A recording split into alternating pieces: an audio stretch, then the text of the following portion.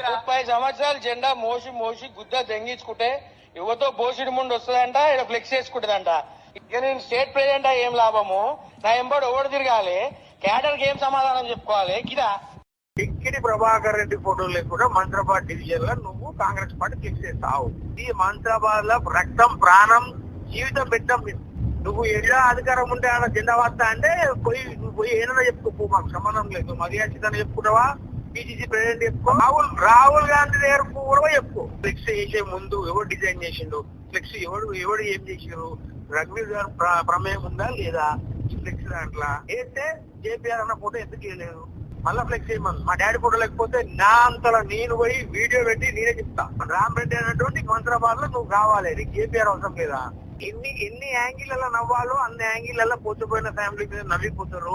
నువ్వు పోయి ఫ్లెక్స్ చేసి పెద్ద మంచి ఫోటో వేసుకుంటే చిప్పక ముద్దు పెట్టుకుంటారా అమ్మ అని చెప్పి చిక్కెలో కొడతారమ్మా.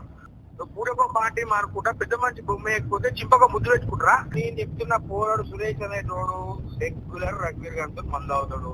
నువ్వు కాంగ్రెస్ పార్టీలో ఈనాడన్నా నువ్వు పిల్లలను కనబడ్డావా? మరి నేను యూత్ కాంగ్రెస్ ప్రెసిడెంట్ ఉన్నా, మా ఇంటికి వచ్చినావా నిలబడతా అని? ఇంట్లో యూత్ కాంగ్రెస్ స్టేట్ ప్రెసిడెంట్ ఉన్నాడు. కొత్త స్టోరీ.